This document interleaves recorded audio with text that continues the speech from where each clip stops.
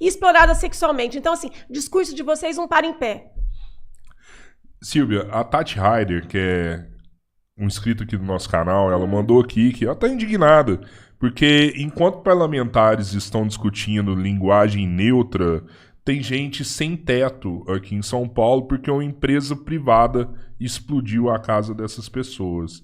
E ela falou, pô, meu dinheiro vai para isso? O que você pode comentar aí sobre esse acidente que aconteceu aqui em São Paulo e sobre a indignação da Tati? Tem 3 minutos para isso. Acho que a Tati está coberta de razão de estar indignada, porque a empresa privada é a Sabesp, que foi privatizada pelo governador Tarcísio, uma empresa que depois da privatização aumentou o valor das contas de água e já teve vários casos de acidentes. E o acidente que aconteceu lá na Zona Norte foi um acidente por conta da precarização que a Sabesp está passando nos dias de hoje. Eu acho que é um caso dela, que teve a casa explodida, porque é o caso que teve aqui em São Paulo. Então, assim, está coberta de razão. As empresas privatizadas, elas estão, sim, fazendo um serviço de péssima qualidade, colocando a vida das pessoas em risco. A Enel, que é uma empresa que foi privatizada, porque a energia, antigamente, ela era estatal e passou a ser privada, cumpre um péssimo serviço aqui para a capital, já ficamos em apagão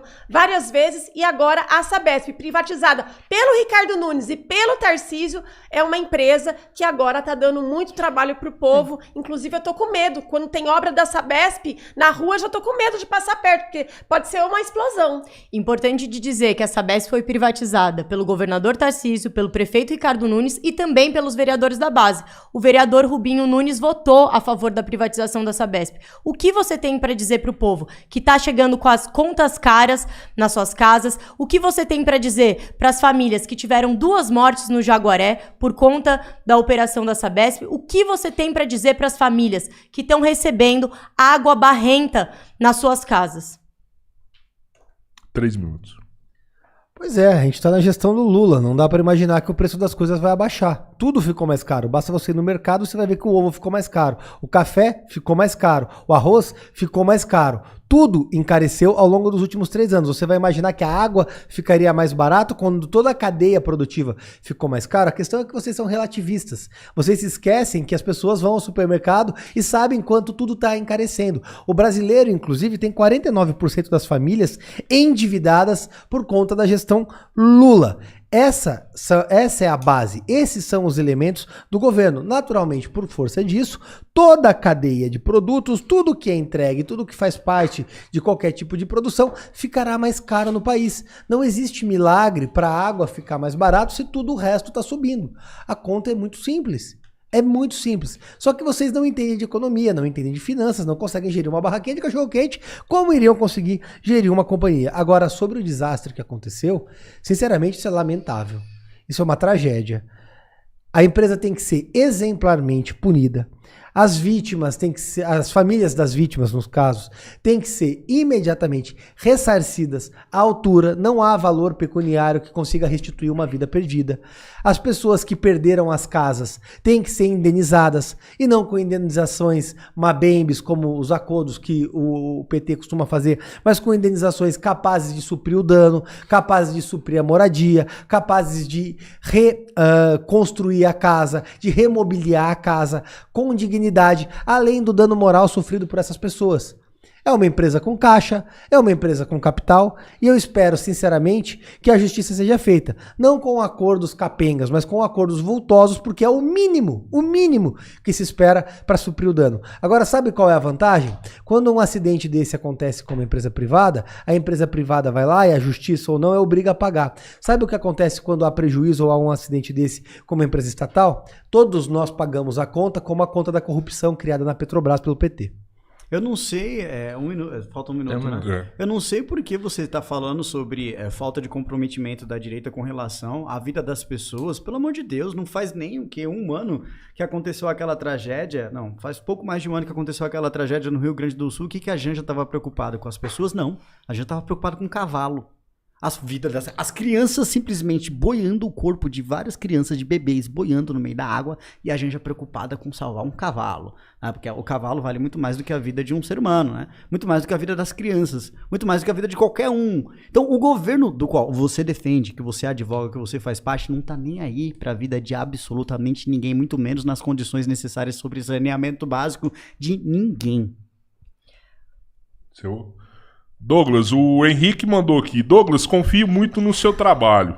É verdade que o PT tentou entregar mamadeira de piroca nas creches? Que isso? Olha, a questão da mamadeira de piroca foi 3 minutos? Foi um escândalo que aconteceu com relação às falácias, geralmente, do pessoal de esquerda para tentar potencializar um assunto que a gente traz com relação à ideologia de gênero. O que aconteceu? Foi disseminado, por exemplo, o kit gay? Foi. Isso foi fato. Foi disseminada a questão do kit gay e proibido, graças a Deus, derrubado por Jair Bolsonaro durante o tempo em que ele foi deputado federal, que fez um escândalo no Congresso Nacional, principalmente numa comissão, para bater de frente contra isso e conseguiu impedir que isso fosse disseminado dentro das escolas. O Bolsonaro, não na mamadeira de piroca, não tem nada a ver, mamadeira de piroca não existe. Oh, é porque bom, dentro né? desse é porque é que dentro não existe. Isso de fato existe. Mas aí o que acontece? Eles pegaram esse fato, né, sobre a briga contra a disseminação de tudo aquilo que não presta da esquerda dentro da sala de aula e tentaram criar um monstro. Olha, eles estão criando um fantasma, eles estão falando de mamadeira de piroca. Quem é que tá falando de mamadeira de piroca? Quem? Pelo amor de Deus, fala o nome de um político, sério mesmo, no Congresso Nacional, deputado federal, senador, que tenha falado, não, porque nós estamos brigando contra... Não tem! Essa narrativa foi criada pela esquerda, não existe, é um fantasma que eles criaram para tentar nos taxar de loucos lunáticos. O que existe, de fato, é essa ideologia nojenta que existe nas escolas, que é disseminada e que a gente precisa lutar contra. Quer complementar, Rubinho?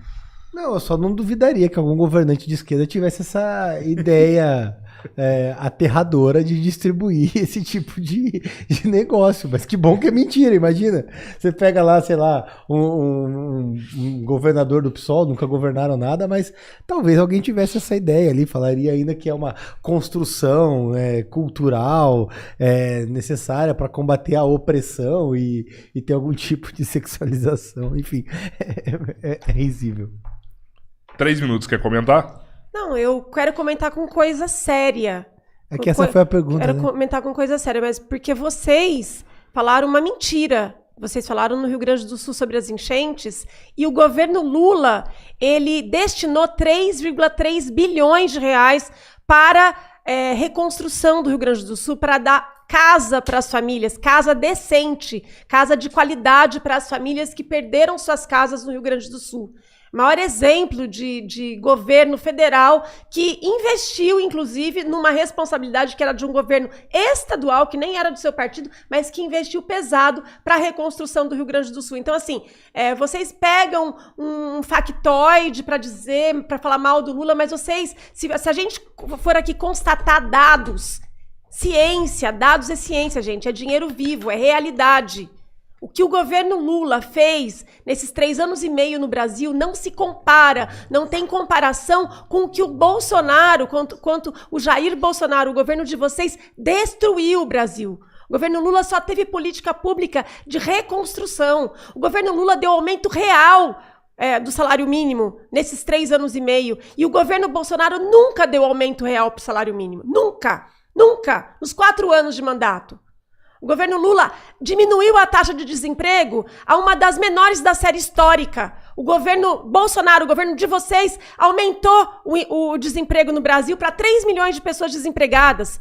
Então, assim, gente, vocês não são sérios, vocês não comparam dados, vocês não comparam números. Vocês falam só fake news o tempo todo.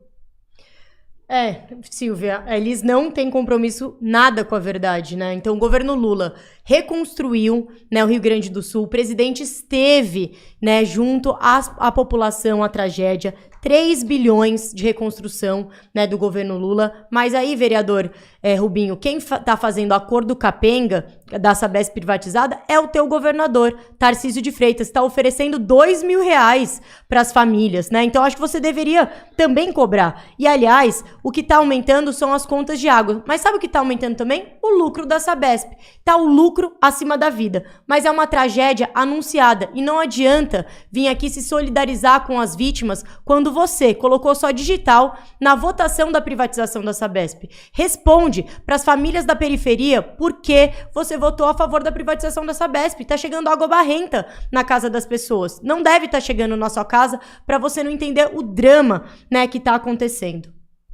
Obrigado mais uma vez, Silvia e Luna. Obrigado, Douglas e Rubinho. A gente vai para as considerações finais aí. 5 minutos aí.